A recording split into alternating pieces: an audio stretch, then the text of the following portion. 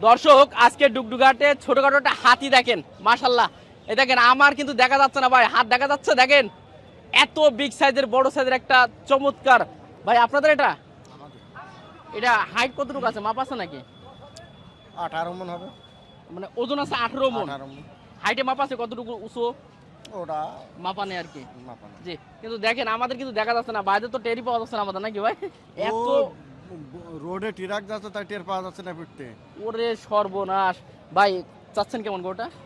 চাচ্ছে 7 লাখ। 7 লাখ চাচ্ছেন। আচ্ছা, দাঁতে কয়টা আছে গোটার? যাতে 4টে। মাত্র 4টে? বাইরে ভাই, এর ভবিষ্যৎ কি বলবো, যদি কোনো খামারে যায় আরো 1 বছর যদি রাখে আরো ডবল বডি হয়ে যাবে। ডবল বডি হয়ে যাবে। চাওয়া দাম তো বলেন, আলোচনা কেমন হলো আসলে হাটের ভিতর আজকে? 450 দাম হচ্ছে। 450 দাম হচ্ছে। 5-এর উপরে মনে হয় যাওয়া লাগবে নাকি?